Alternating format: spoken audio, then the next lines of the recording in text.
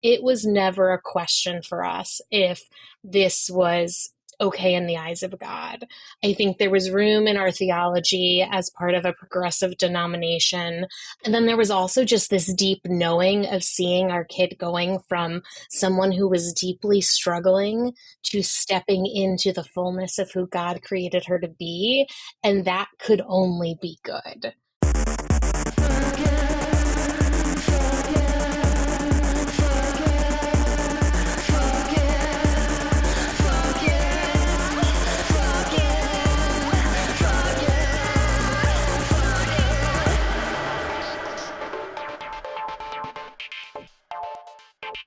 Hello and welcome to Fuck Yeah, the podcast where we say fuck yeah to raising kids beyond the binary. I am Robin, one of your hosts, and I am joined by the very cosmic Sarah. I am loving this outer space psychedelic sweater you're wearing. Yes, this is New Works, NOO Works, one of my favorite clothing companies of all time. They hire artists to make patterns for them and then they turn them into textiles.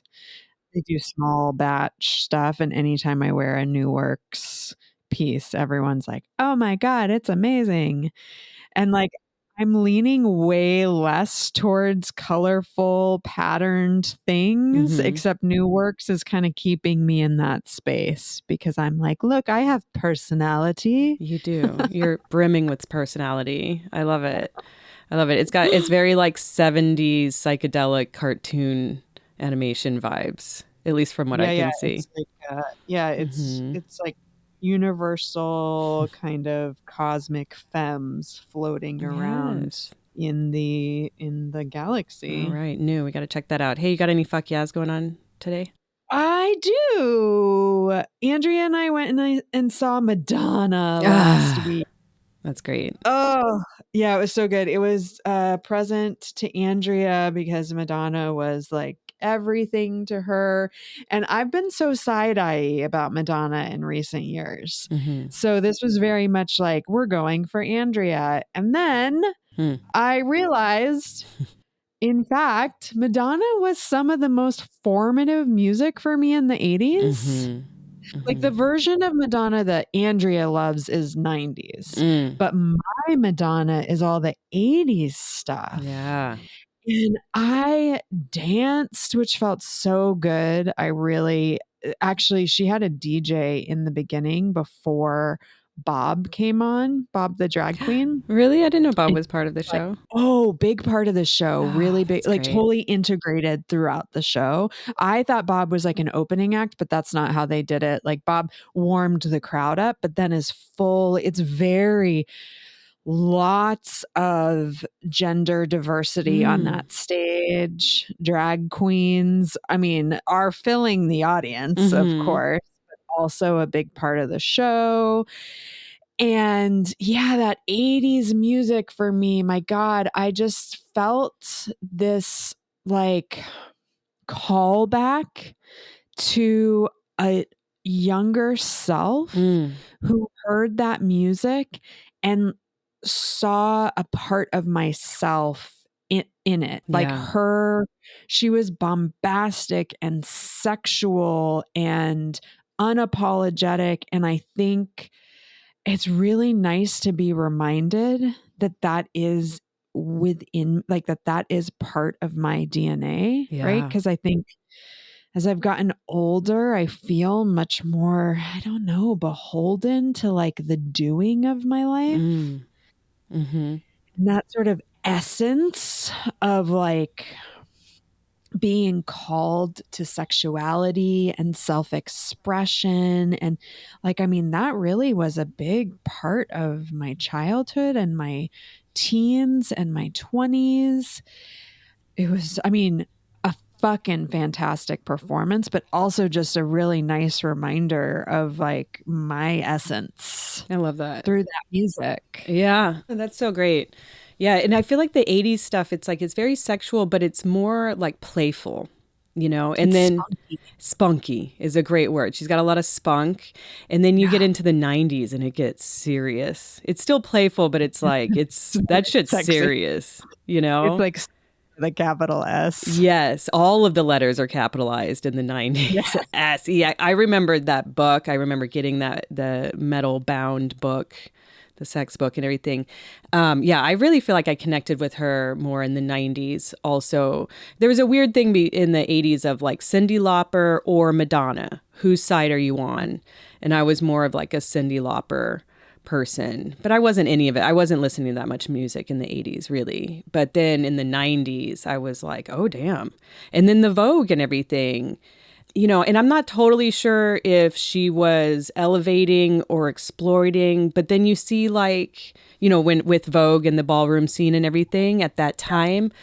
Although watching Pose, it seems, I mean, they're kind of touching on how it's a little bit of both, but that she's continued to spotlight and highlight and incorporate gender and sexuality diversity in her. I mean, she's always had like the best, gayest dancers. And to hear that like Bob is there and everything, was Bob like semi-hosting, like kind of emceeing a bit? So Bob was in a replica of Madonna's Vogue costume from, I can't remember what award show it was. Was it the pointy bra one? No. It's like very sort of Baroque. Oh, it's like this. Yes, that was the MTV Awards. That one. Yes. I still remember that. That was amazing. And she was like, it was like this very like 1700s kind of powdered wig kind of thing. Yes. Oh my God, that killed. Yeah, that was Bob's like first costume.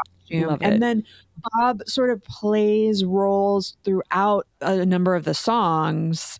And then, during the Vogue performance, he's emceeing. It's like just totally integrated. And a few things about like the queerness or like the queer allyship of Madonna that really stood out in the show. I mean, I do think that Vogue is appropriation.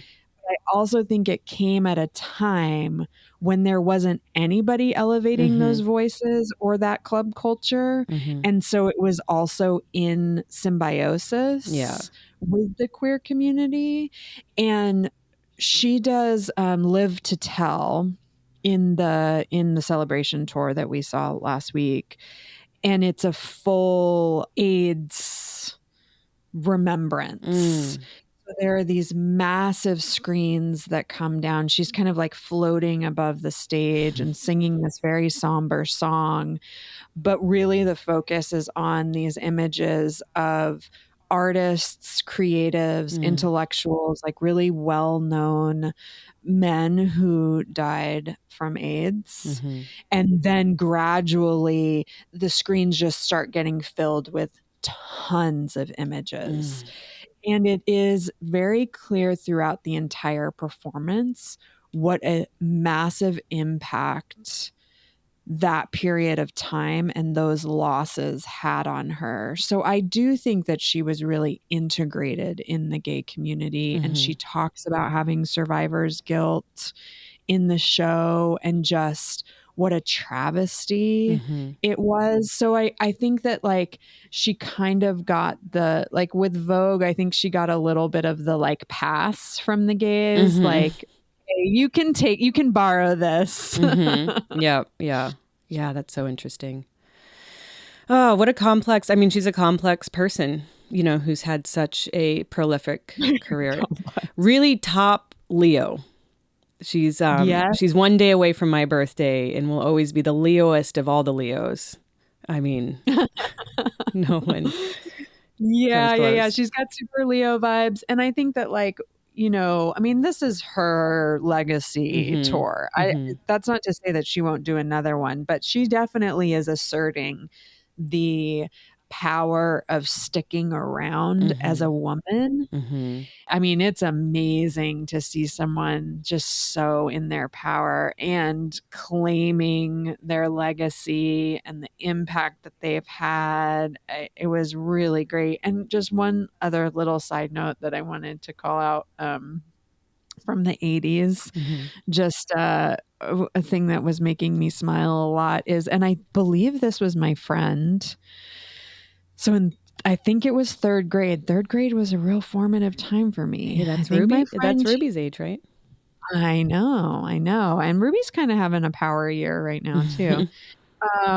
I think my friend who taught me the like humping of the Cabbage Patch doll technique, who we told each other scary stories. I think she was also the friend who we would do backyard performances of Madonna lip syncing and dancing to her songs. And my mom would make us matching costumes. Oh, were they sequined? Yeah, Oh, yes. I Like love that. Tool. Yes, it's all tulle and sequins, nothing else. I love Yeah. that. I remember doing Paula Abdul. I definitely had a routine for Paula. And Janet Jackson and Madonna. Those Oh were my the three. God. Rhythm Nation blew my mind. Okay. Yeah. All right. We could do a whole episode on just 80s women, the ladies of the 80s. Yes. Yeah. Okay. Well, speaking of kids, we have not a child on the podcast today.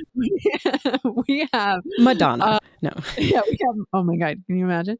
We have a really amazing author and advocate whose work I discovered her book this year, Raising Kids Beyond the Binary, Celebrating God's Transgender and Gender Diverse Children. And this is Jamie Bruesehoff. She is a queer woman married to a Lutheran pastor. She is mom to 3 kids. Her oldest daughter is transgender. Her family has been in the faith community, and she raised her daughter in the Lutheran church. And she writes about and speaks on the power really of acceptance.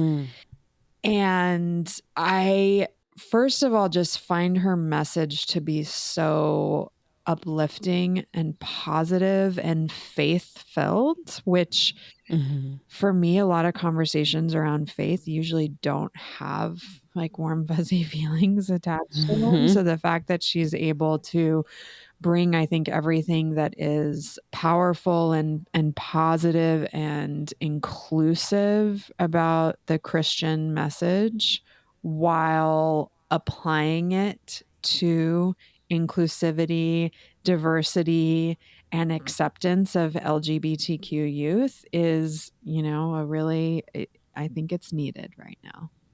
Yeah. Yeah. It's great. I can't wait to hear how she's parsing all of that, because it does actually seem like the core of most religions, are about love and acceptance. And then there can be these like kind of controlling institutions that tell us otherwise. So yeah, I'm interested to see how she's been able to do that in community. Yeah. So we have her on today and I'm so excited. Yay. Let's get to it. Jamie, thank you so much for joining us today. How are you doing? I'm good. I'm excited to chat with y'all. Yeah, we like to start people off with a few warm-up questions. So just as a primer, what's the latest picture on your phone? Oh, good question. I feel like this could be like really embarrassing. Yeah, that's why we ask. So that's fantastic. My latest picture is actually this morning. I was doing like a social media photo shoot myself with a picture an author sent me, or of a book an author sent me to promote. That's coming out tomorrow. It's called You Will Always Belong, and it's so, so sweet. Oh, so there's some really awkward selfies on my phone of me in said book. Very respectable. Who was your first celebrity crush? Oh, I'm not sure I'm a celebrity crush person. Oh, okay. Not even when you were little? I know, I'm trying to figure that out. Like, It's okay if you don't have one. That's very interesting as well. I know. I feel like I'm missing out, though. but I don't think I do. This is going to like haunt me. I'm going to like go to bed tonight trying to remember, and I will come up with it eventually. You're going to wake up in the middle of the night like Fred Savage. Exactly. That's funny. Did you feel like you crushed on people in your life rather, or did you just not, are you not a crusher? I mean, I definitely remember like in elementary school, like going through the moods of this boy. Those are the ones I talked about. There were definitely girls that I did not speak aloud. Mm-hmm. But yeah, so I guess I had some of those, but maybe I'm not just a big crush person either. Yeah. And were you in an environment that was like not I mean most of us were not open to queerness, and so that's why you didn't feel comfortable? Was it religious? It wasn't religious. I think it was just literally not really even understanding. I think Mm-hmm. in my perspective then, I just assumed I really liked them, like wanted to be friends with them, or like that constant like, do I like them or do I want to be them feeling like Mm-hmm. as far as, and so I think it's only as I got older and was immersed in queer culture and shifted my brain that I was like, oh no, those were definitely crushes that I can Yeah. see now. Yeah, it's so interesting how it's like the heteronormativity in our culture is so pervasive that we don't even realize, some of us or most of us, for a long time, that it's even an option. Yeah. Yeah, absolutely. Do you have any fuck yeahs right now?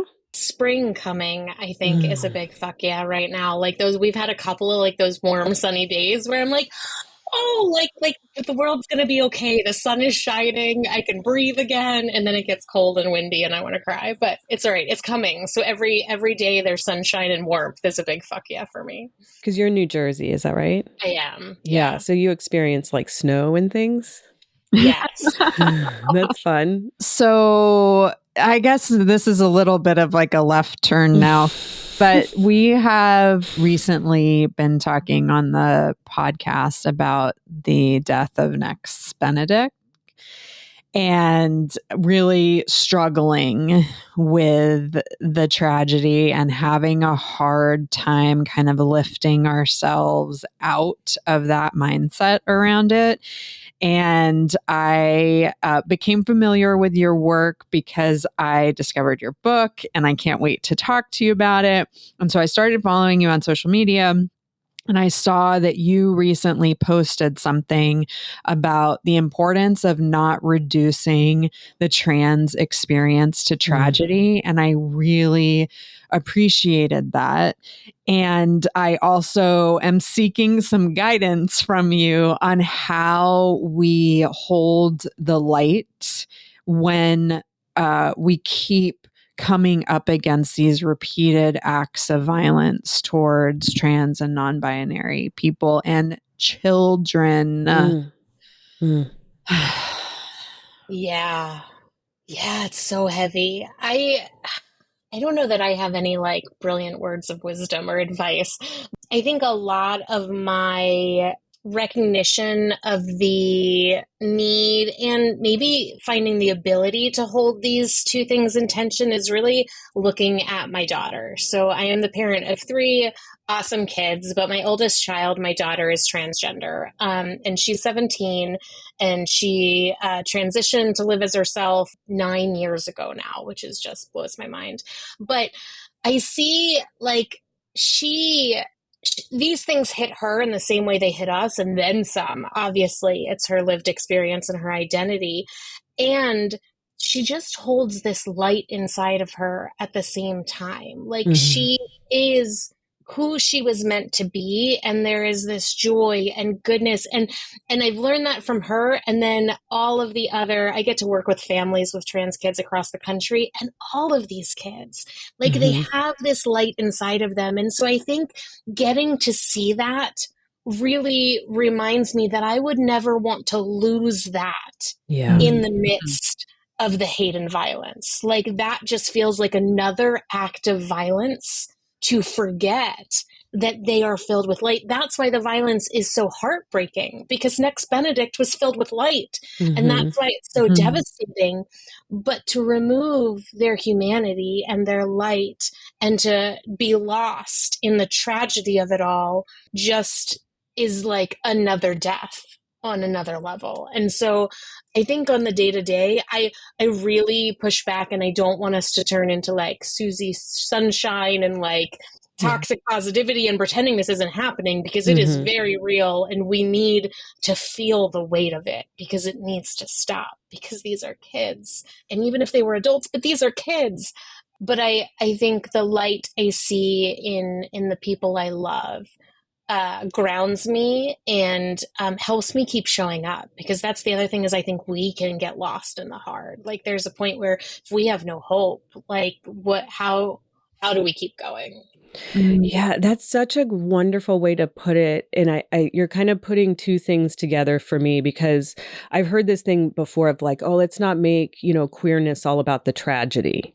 Right. And I'm like, yeah, of course, like that makes sense. But when you're kind of juxtaposing it with the queer light, which I think is like similar in my mind to like the queer joy, it is like kind of not unique, but there's a special quality to that when someone who has, grown up in the culture that says that who you are is not okay, when they do get to experience that, the light that comes through is like palpable.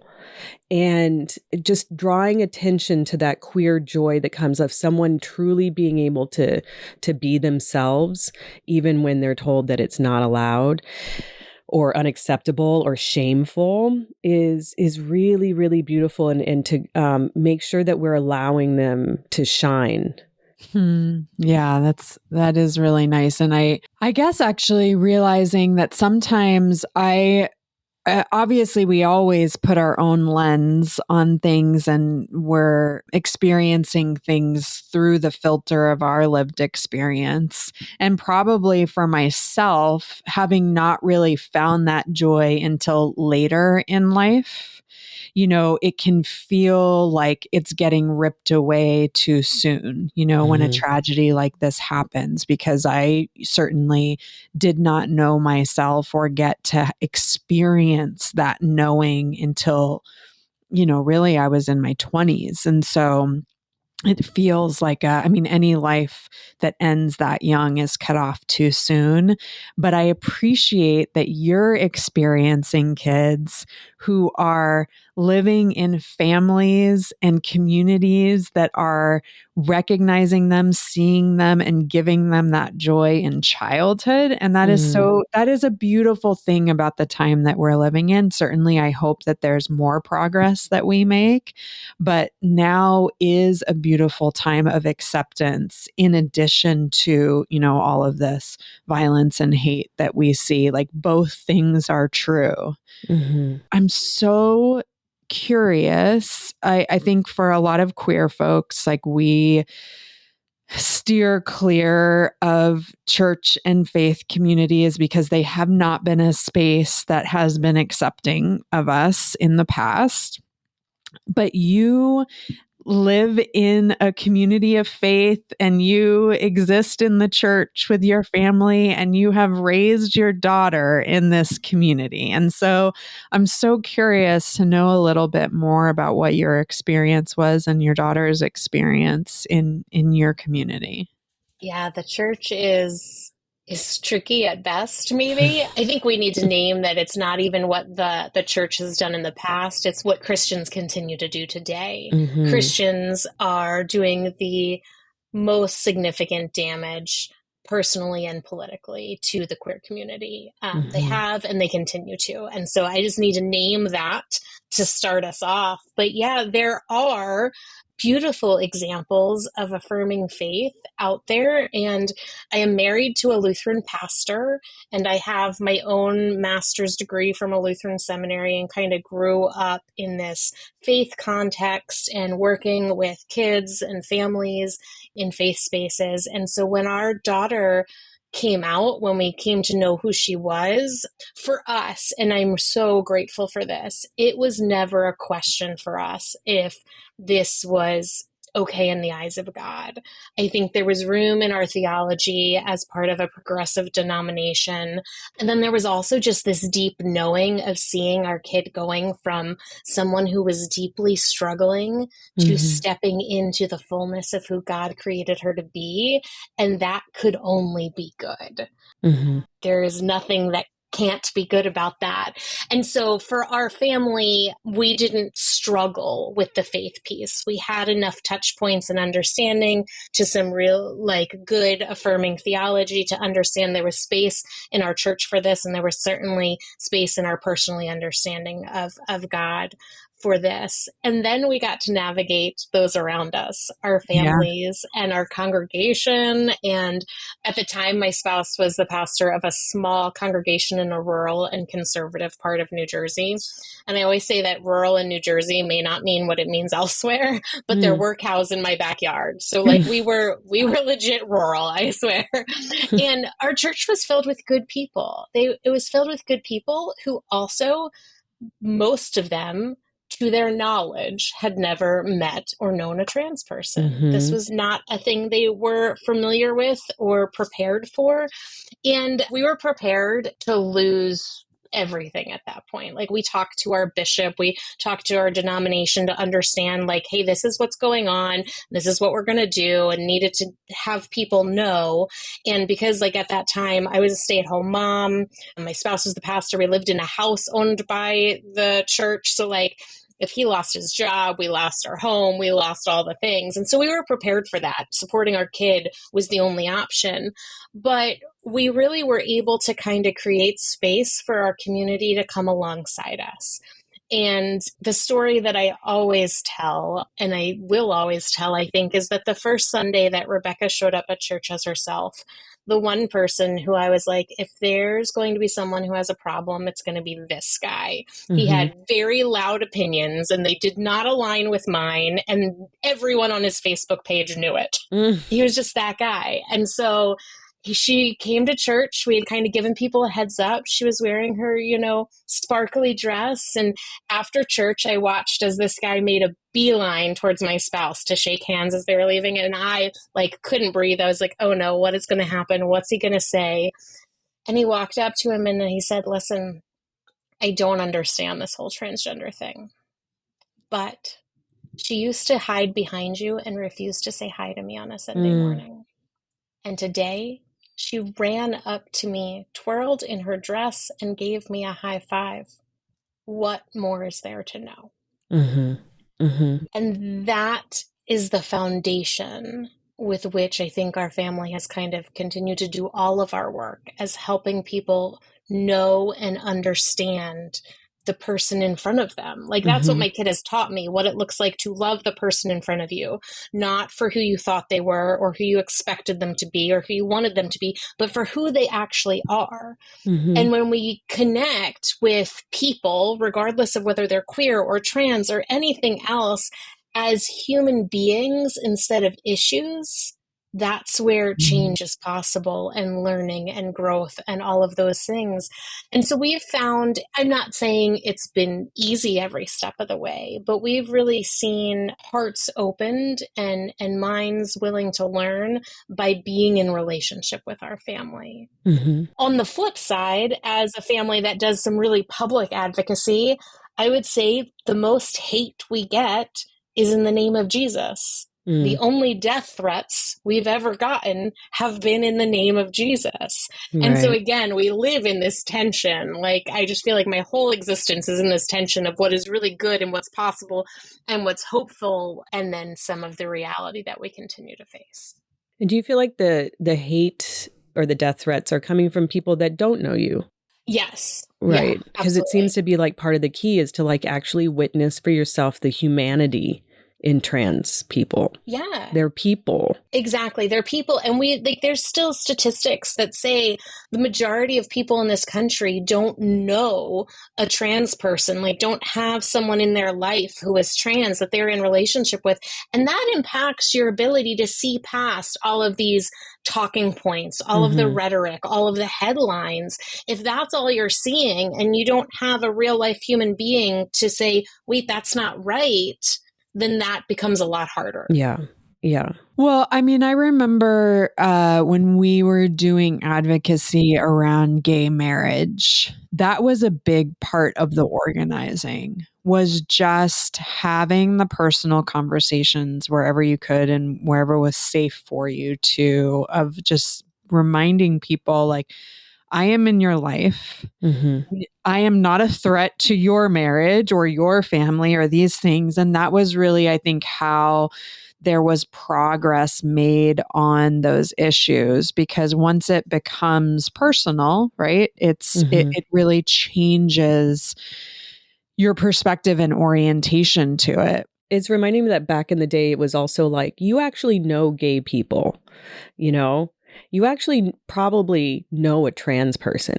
You just don't realize it, you know? So, yeah. I think it's so important. You mentioned safety, like that you are people that you are safe to be in relationship with. And I think that is important to name, because I think sometimes, especially like as I work with parents and families, parents of trans kids who are not trans, who may not be queer, who don't have this lived experience, are like, well, just get to know my kid. Well, we do have to prioritize safety. We have to say, this is what it looks like. And so we were really able to put this protective bubble around Rebecca. That meant like, you don't need to endorse our parenting decisions. You don't need to approve of everything we're doing. You don't need to come to church on Sunday waving a pride flag, but we do need you to use her name and pronouns. That's non-negotiable. And you can have all the questions you want, and we will try to engage and answer them to the best of our ability, or connect you with people who can, but you can't ask those questions of Rebecca or in front of Rebecca. And so those are just kind of like two simple examples that allowed people to come alongside us and not really understand while protecting Rebecca, because that safety piece is so important. I love that you buffered that for her. You know, you're like, bring it to me, not to her. Yeah. Yes. Yeah, exactly. Yeah, that's so great. I mean, that was one of my questions for you is, I mean, I guess it's sort of two parts, and you've already started answering this of, you know, if you are the parent of a non-binary or transgender child, like what are some of the most important ways to show up? And I think the other piece of it is sometimes people, I mean, at least in the sex ed space, I will say that a lot of parents are afraid of sex education in schools because they don't know how to answer the questions once the kids come home. This is like information that came out of focus groups that Planned Parenthood did, is that it's not that parents don't want the information and the education for their kids, it's that they feel ill-equipped to then handle it imperfectly. And I think that the same can be true when you are trying to support your child in being, I love what you're saying about being your full self, is that the fear is, well, if I do it imperfectly, I'm not comfortable with that. And so then you don't show up as a ally and advocate in the ways that you actually do have capacity to. So what are some of the most important ways to support your children? And how do you work through this? Like, sometimes you're going to do it imperfectly. That's so real. I think that that desire to be perfect, or that need to show up perfectly, prevents so many of us from engaging in so many things in so many ways. I love to talk about ring theory, the circles of grief. So when we talk about it around grief, is that we put, you know, someone who's experienced a loss in the center circle of a series of concentric circles. And on the circle that goes outside of that, maybe it's the close family members. Like, so maybe we put the widow in the middle, and then it's the close family members, and then it's other friends and loved ones, and then they just get further and further out. So you have like the neighbor down the street, and then you have care providers and professionals who might be walking with you. And the idea is that support goes in and processing goes out. And so we don't want the neighbor down the street going to the widow for support in the face of this loss. We want them to going people further out. And so I love to use the same model when we say we put, you know, a trans or non-binary young person in that center circle. and the parents go on the next circle and other loved ones and so on. And so you are going to have all sorts of feelings and questions and emotions and thoughts and wonderings, and they're all real and valid, and you are allowed to have them. What we don't want you to do is put them on your child. So support goes inward, processing goes out. And so find your people. Maybe they are professionals. Maybe they are counselors or therapists or support groups, PFLAG, those kinds of spaces that you can process with and that you can work through the things that you need to work through with so that you can put this little protective bubble around your child where the only thing going inward to that child is love and support and affirmation. But you can't do that if you're not getting support from the outside. You're not getting those processing people. And so being able to talk through the questions you have, like it ties totally into that idea of perfection and what are we going to do? So it allows you to be the barrier for your child in the same way I was describing we were with Rebecca, but it also points you to who you need to be talking through all of that with. And so you need support people and resources, other parents, professionals with experience to talk through the things you're not sure about. And you're still not going to show up perfectly. And so that's the other thing. We just have to name and get used to and practice how it feels in our body to say, not if I mess up, but when I mess up. You're going to mess up. Yeah. You're going to say the wrong thing. You're going to make a mistake and it's going to break your heart. And it's also okay. You're not a bad person. You love your child deeply and you have not destroyed your relationship just because you made a mistake. It's how we respond to that mistake that determines everything that comes next. And so being prepared and getting with the discomfort, like I can even feel it in my own body as I say, like, we're going to mess up like that. You get a tightness in your chest and like, get used to that. And that's okay. It doesn't mean you're a bad person or a bad parent. You can move forward, say, I'm sorry, get better, learn more, all of those things. This support bubble is blowing my mind. It's so wonderfully applied to this like trans kid situation. And I feel like it could be applied to so many other things like mental health struggles. You know, like this makes perfect sense in the way of like when people of color are saying like, look, I'm not here to educate you about white supremacy. You do that and then come be supportive like that. It's a really wonderful way to frame all of that. I love that so much. And I'm wondering, like, I have two kids that are left to their own devices going to be like bros, right? And, you know, bros can be great, you know, whatever.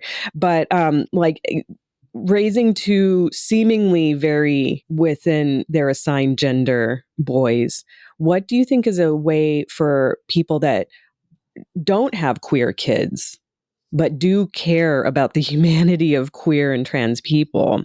How can we talk to them about these issues, you know, in a way that they'll be able to absorb? Yeah, I mean, I think my favorite thing is just noticing the world around us, noticing what we're watching when we're watching movies or TV shows with our kids, or we're seeing news, or we're hearing something on the radio, or we're paying attention to an interview even between people, like whatever it is. Gendered ideas and expectations are all around us all the time, and they impact all of us. Whether we are queer, whether we're trans or non-binary, we're all impacted by our understanding of our own gender and the world's understanding of our gender, or in our case, our society's understanding of our gender. And so being able to use those as examples and help people, whether it's our kids or other parents or people in professional environments, understand that creating more gender inclusive spaces benefit us all. When we break down these tiny boxes of what it means to show up as a man, a woman, or a human being in the world, we make space for all of us to show up more fully. And so kind of noticing and pointing that out and processing that with our kids, whether it's about their friend that maybe isn't quite as bro as they are, and like, how does that feel? And how do you receive that? And what does that mean? And like, how does that impact other people? Or even even them, especially, I feel like boys who really mostly fit into that bro-ness of bro culture are also absorbing the expectations of it and the weight of it. They know what's expected of them and how that can be hard at points. And so the kind of the little windows where we see that peek out, naming it helps them understand it on a wider perspective too. I love that. It's really just, it's a way of being. And we talked about this in our last episode around sexuality, is that it's not necessarily like the sitting down with them and having the big talk. Yeah. Because those kind of talks don't necessarily work either. It puts them into a non-listening kind of space. But like we were just at a movie theater that had a gender inclusive bathroom where like all the stalls have locks and then the hand washing space is all together.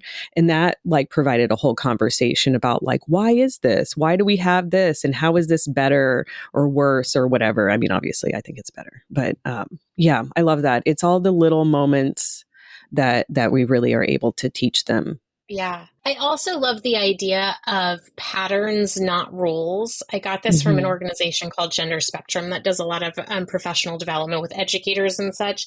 And talking about like breaking down these gender boxes doesn't mean that you can't live in a space that was formerly stereotypically male. Like if that feels right, like we can talk about how most girls don't play football, but some do. We don't need to ignore the patterns we see in our society to make room for people to not have to follow those as rules, if that makes sense. And I feel like that is sometimes a relief for people who do feel comfortable, mostly comfortable, even if not 100% in those.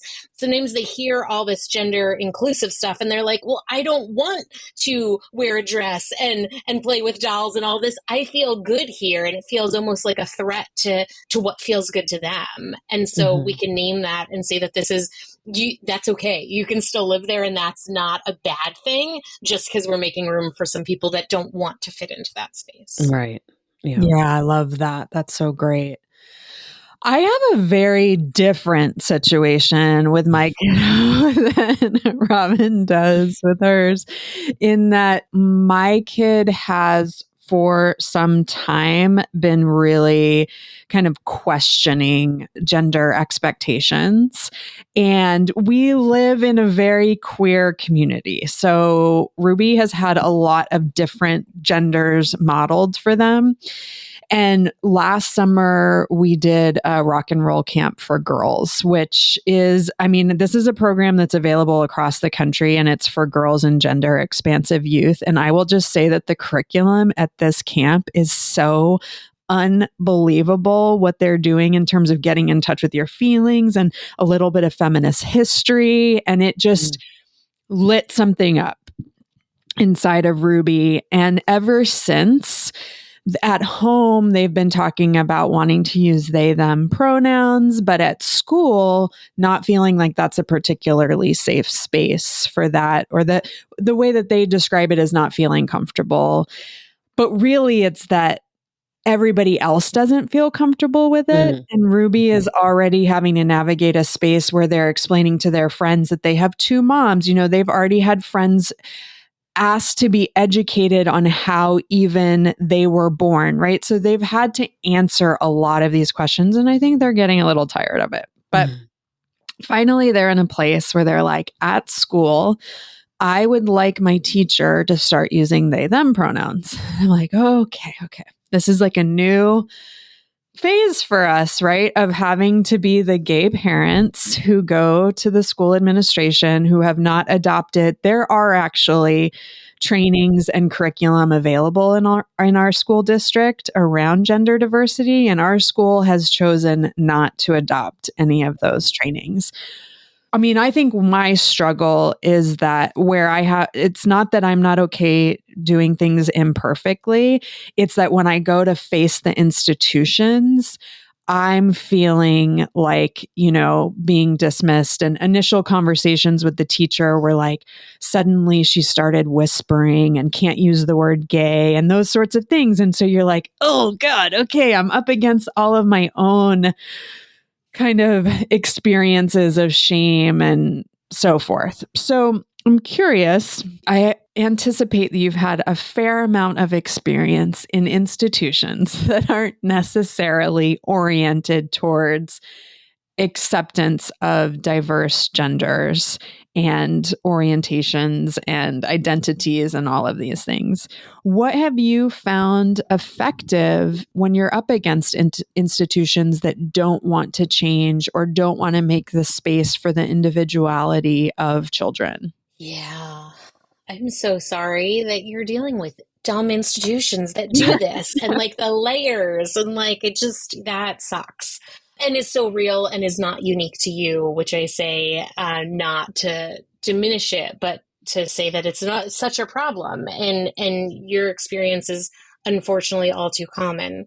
I think the idea that becoming more gender inclusive benefits us all can be really helpful for people. I think when people in institutions perceive it as special treatment for a specific community, as much as we know that that's not what is happening here, I find administrators are often afraid of the parents that are going to come and have that pushback. So even if they're like, of course I'd like to do this, but they know what this could cause.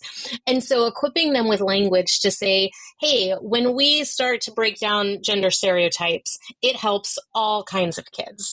I talk a lot about privacy and normalizing privacy. People ask about bathrooms and locker rooms and all that kind of stuff. Well, guess what? If we say that everyone deserves to decide how much of their body they share in what context, and that we normalize privacy for everyone, which means maybe it's throwing up a shower curtain in the corner of a locker room so people can use it as a changing space, or not rushing people when they want to change in a bathroom stall. What happens there is it's not just good for trans, non-binary, or queer kids. It's good for kids that are just struggling with body image, or maybe are experiencing an eating disorder, or maybe have experienced abuse or neglect or assault. And so that's just like one example, but helping people understand that these kind of improvements and expansions into the space we make are good for everyone. The other thing I love to talk to educators about is the increasingly diverse world we're living in. And so if we want to talk about raising up young people who are going to be prepared to succeed at the next level, at middle school, at high school, in college, in the workplace, we have numbers that say, you know, most recent from the PRRI survey, like 28% of Gen Z identifies as part of the LGBTQ plus community.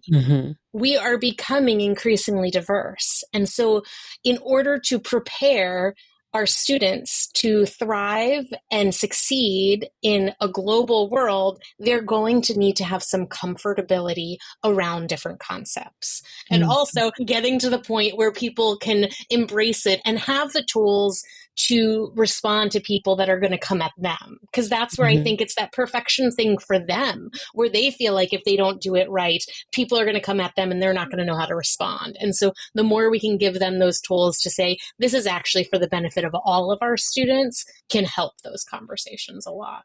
It's occurring to me also that it could be from the angle of like, statistically, Ruby is not the only they, them on your campus. And to be able to advocate and properly identify people as they would like to be is going to make it more comfortable for these other kids that are sitting there that don't have parents that they can tell or don't feel comfortable using they, them, or aren't even aware that that's an option yet. Yeah, no, that's really because, you know, one of the arguments that has been made to us, at least in our classroom, is that one of the families in filling out the like beginning of the year survey said that the only thing that they would be uncomfortable being discussed in the classroom is pride, that is a private conversation that needs to be handled at home. And so, you know, I can rationally, like I'm seeing this play out, right, where we're pandering to people's misunderstanding rather than creating an expansive conversation in the classroom that exactly what you're saying is like better equips these kids to navigate the world that we're in today. So this is all incredibly helpful. And I love also statistics. I think that like bringing statistics to educators and to institutions is absolutely a way to speak their language. Yeah. Right. Like, is that parents' comfort better than advocating and respecting the kids that are hidden in your system right now, that are continuing to hide themselves so to make these adults comfortable? You know, that's fucked up. I love that you said comfort, because I think that's another right key to difference, comfort. is to talk about the difference between safety Mm. and comfort. There is a difference between being unsafe and being uncomfortable. We have the data that shows that trans and non-binary people are unsafe when they are not affirmed and known as they are, when people use the wrong names or pronouns, or when they don't have access to facilities that line up with who they are. We know that in that they are at increased risk for harassment, intimidation, bullying, assault, but also in the depression, anxiety, and suicidality and other mental health outcomes. They are unsafe. The person that doesn't believe in this thing is not unsafe when we use the correct names and pronouns for someone. They are uncomfortable. Right. Now, the thing I would add is that we can still care about people who are uncomfortable. We don't need to write them off and say, we don't care, you're just uncomfortable. But we're not going to make someone unsafe in the hopes of making someone else more comfortable. Yeah. And so there's all sorts of ways to figure out what it means to live in community together. And it doesn't mean that we all have to agree the same things or sign off and check the boxes and all of that. But it might mean the rule is that we don't call people by names that are not their own. We don't use pronouns that are not their pronouns. So we use people's names and pronouns. Maybe another student in your class says, my family says I'm not allowed to use they, them pronouns. That's just, it's like a belief, as much as that can like boggle my mind. We can say, okay, then don't use pronouns for that person. Just use their name. Right. We don't need to force for someone to use something that they are saying makes them deeply uncomfortable, but they can't do something that's going to cause harm. Right. I want you going around to every school district across the country and training educators. And I know that that is part of the work that you do. So can you tell us a little bit about your book and also the conversations that the book is generating with communities of faith and educators and families across the country? Yeah, absolutely. So the book is Raising Kids Beyond the Binary, Celebrating God's Transgender and Gender Diverse Children. And so it is from a faith lens. It does include God language, although I have heard from lots of people that are not faith people that have read it and gotten lots of it. But it came out of knowing when Rebecca transitioned at 8 years old and we were this family of faith, we could find a few resources about raising gender diverse kids. And we could find heady theological, texts that both my spouse and I, who have theological degrees, could understand, but there was nothing accessible telling families you don't have to choose between your faith or your child. You might have to choose between your church and your child, but that's a different conversation. And so it's really, it's a part memoir, part how-to, filled with really practical, tactical resources about how to support and raise kids, really any kid, but especially those who express their gender outside of these tiny boxes. And it's been really exciting to hear the conversations, hearing from, I do a lot of professional development in schools. And so hearing from educators who saw that I had a book come out and are reading it and going, I may teach in a public school, but there is so much really helpful in this. Or one of my favorite feedback is from grandparents, grandparents who are reading the book and are going, I actually understand what these kids are talking about now. And I feel more comfortable showing up, knowing that, yes, I'll probably still make mistakes, but I'm more equipped to be able to engage in those uncomfortable, vulnerable conversations with a little more understanding and a little more knowledge, and just so many others. And so it's been really exciting to get the book into people's hands and hear it be a really helpful tool, because that's what I had hoped for. Oh, amazing. And where can people find you and work with you? And obviously they can buy the book anywhere that books are sold. Yep, absolutely. The book's available anywhere. I am Jamie Bruesehoff. It's not easy to spell, I know. On all social media platforms, and my website's jamiebruesehoff.com. It's JamieBruesehoff. And you can kind of Google me and find all of that. But yeah, Instagram's probably my favorite platform, but I'm also on Facebook and not so much on that other popular one that now has a new name because but yeah, platform that shall not be named. exactly, but I'm all the places. Otherwise, reach out, and I speak in all sorts of places, secular and sacred, and work with educators and mental health professionals and medical professionals and businesses, all of these places, just to try to figure out how we create safer and more welcoming spaces for LGBTQ people of all ages, but especially trans and non-binary youth. Oh, thank you so much for spending this time with us today.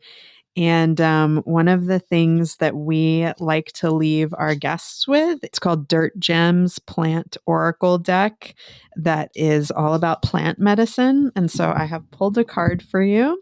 Lobelia, the middle finger of protection.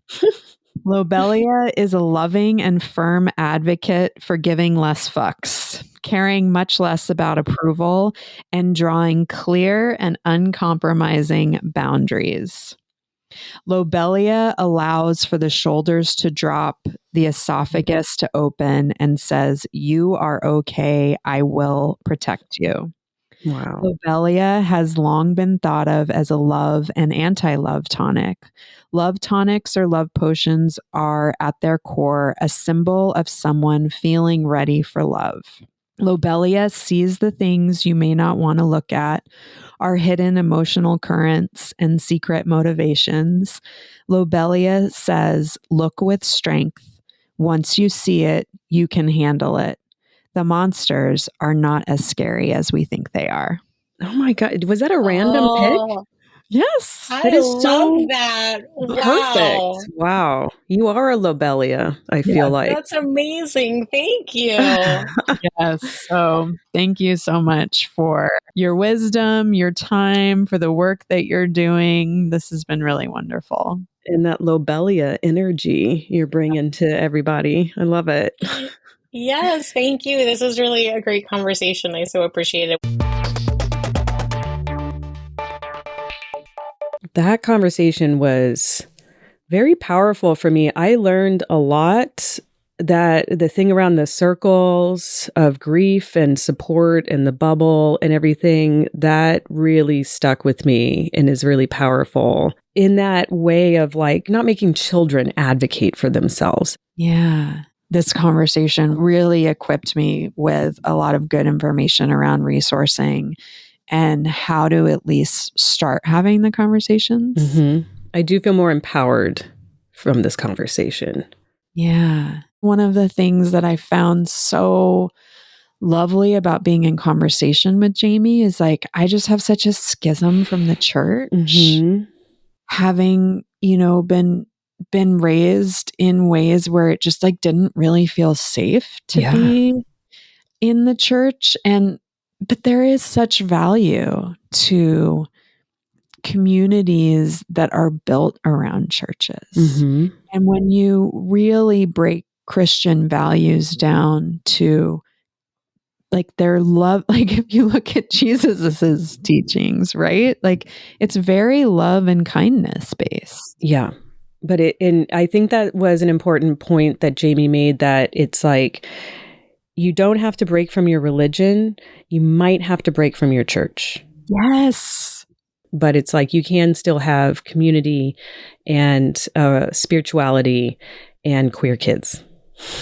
Yeah. So, I mean, find Jamie's work. The book is amazing. And I meant it when I said, like, I wish that she could just go to every institution and train and give talks. Yeah. Well, Robin, I have a segment for us that I think fits in really nicely with this episode. Mm. It is, I've been sitting on it for a while, actually. I've had this segment in my back pocket for weeks it now. must be warm now. This is some healing shit. Fucking healing shit. Have you heard of the concept of unselfing? No. Is it similar to undressing? Is it when you put up a selfie and then you unpost it? You delete the post? That'd be unselfying. Unselfying. We can develop that on our own concept around that. But no, unselfing. So I came across this, weeks ago. We were talking about Gaza on the podcast. We have also been talking a lot about Next Benedict. And I have been just having this experience of feeling like a lot of hopelessness. And this presented itself at like the perfect time. So, unselfing is a concept that was developed by British philosopher Iris Murdoch around the turn of the century. But it has, when I started researching it, I found a podcast from a high schooler who was learning about it in his philosophy class. There are a lot of faith-based podcasts talking about this. So I think it's actually something that maybe Iris Murdoch was Christian. I'm not sure, a Christian philosopher, but it is a process of really giving up the ego in order to address feelings of hopelessness and helplessness. And that what she talks about is that ultimately this feeling of being able to impact, say, global issues is rooted in the ego. To have such despair over what's happening, halfway across the world is to believe that you as an individual actually have an impact and can change it through your own individual actions. Right. And that the weight of that can create such deep feelings of sadness, helplessness, etc. So what Murdoch suggests is that there are numbers of ways to transport us outside of ourselves as a way of becoming grounded. Okay. So nature, making or participating in art, taking political action as part of a group effort. These are a few examples of ways that we can unself. So when she writes about it, she talks about, actually, I have a quote. I'm looking out my window in an anxious and resentful state of mind, obvious of my surroundings, brooding perhaps on some damage done to my prestige. Then suddenly I observe a hovering kestrel. In a moment, everything is altered. The brooding self with its hurt vanity has disappeared. There is nothing now but the kestrel. And when I return to thinking of the other matter, it seems less important. And of course, this is something which we may also do deliberately. Give attention to nature in order to clear our minds of selfish care. So she writes that viewing art is one of the ways that we unself. Buddhism is ultimately rooted in a similar philosophy of letting go of the ego through meditation and non-attachment. But the idea here is that you are connecting to a collective consciousness rather than being tied to the ego. So this is why things like participating in collective action, like a protest, puts you in the flow of interdependence of the collective rather than being this individual that is carrying the weight, because ultimately that is a disproportionate attachment to your act, right? So things that you can do that make you feel small in the best possible way. Right. Or really tapped into the collective, like the flow of collective consciousness, Yeah. are ways to combat these feelings of, the weight of a global pandemic, war, violence against trans people, that you can actually take actions that, while they don't completely shift the geopolitical climate, connect you to something greater that is outside of yourself. Yeah, I think that that's an interesting concept. It's like it's a certain line that we have to walk between, not being so disconnected that we feel like we can't have any impact. It's like we don't want to just be like, well, the world is doing what it's going to do and I'm just a drop in the bucket. So like there's nothing I can do. It's actually by leaning into collective efforts that you're able to be a drop in the bucket that can possibly, make a difference, rather than being like, I'm this one person and I can't stop what's going on in Gaza. And I'm going to, and I'm laying in bed feeling like the weight of my inability to stop horror from happening.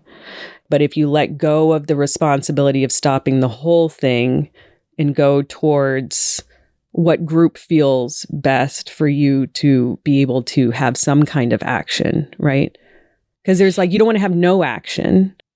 In some ways, I think of it as being the opposite of apathy, which is, we have talked about this a lot, that, white supremacy, capitalism, these structures are, and we're just getting inundated right now, right? With like policy that is so overwhelming that the goal is for us to become apathetic, checked out. But if you have some unselfing practices that make you like right size your care. So it's like, I'm not going to change everything about how this system is constructed, but I can channel these feelings through my art. Or when I feel overwhelmed, I can get out in nature and reconnect with the beauty of the natural world. Yeah. Or I can join a local group that is advocating around this issue that I care about to my local representatives. Become, in whatever ways are available to you, part of a meaningful connection to sort of the universe, to your political networks, to your community.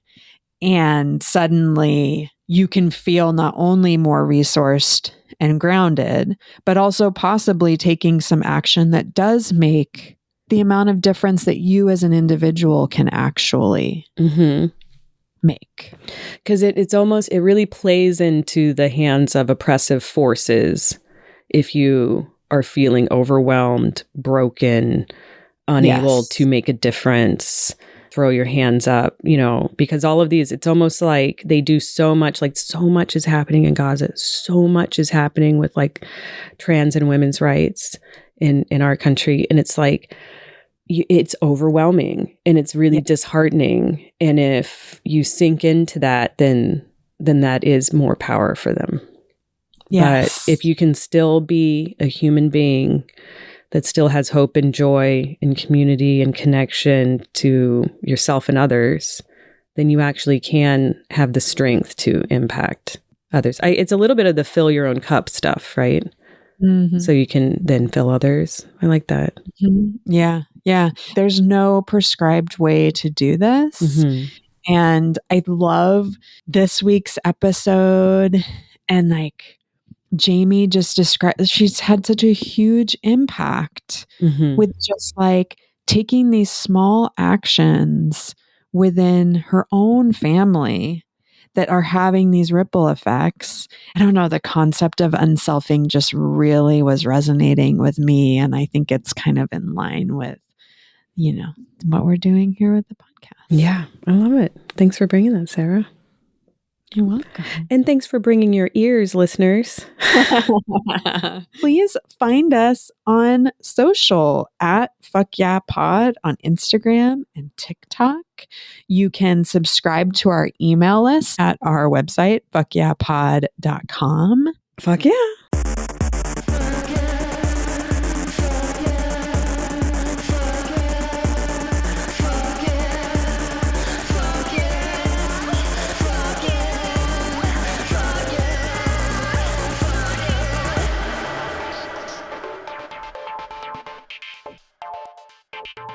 Fuck Yeah Podcast is hosted and produced by Robin Jennings and Sarah Tomcheson, aka my mom.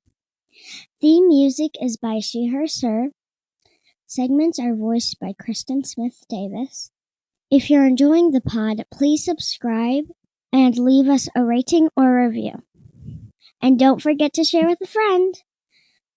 You can email us at fyapod@gmail.com or follow us on TikTok or Instagram at fuckyeahpod. Thanks for tuning in.